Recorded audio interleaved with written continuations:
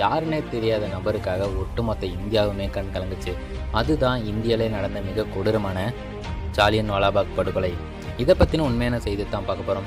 வாங்க பார்க்கலாம். 1919ஆம் ஆண்டு இந்தியாவுக்கு ஒரு சட்டம் வருது. அதுதான் விசாரணையின்றி யாரையும் கைது செய்யலாம்ன்ற சட்டம்.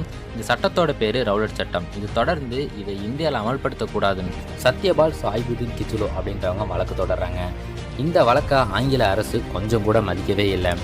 இது அவங்க 2 பேத்துக்குமே ரொம்ப கடுப்பேற்றினதுனால போராட்டம் பண்ணலாம் அப்படின்ற ஒரு முடிவை எடுக்கிறாங்க. அதே மாதிரி 2 பேர் மட்டும் தனியாக 1919ஆம் ஆண்டு போராட்டம் பண்ணுறாங்க. இவங்க போராட்டத்தில் நிறைய பேர் கலந்து பெரிய போராட்டமாக மாறிடக்கூடாதுன்றதுக்காக பிரிட்டிஷ் போலீஸ் அவங்க 2 பேர்த்துமே பிடிச்சி சிறையில் போடுது. இங்கேருந்து தான் அந்த கொலைக்கான காரணமே ஆரம்பிக்குது. அப்போ தான் ரவுலட் சட்டத்தை பற்றி எதிராக காந்தியடிகள் ஒரு சில இடத்துல உரையாடுறாரு.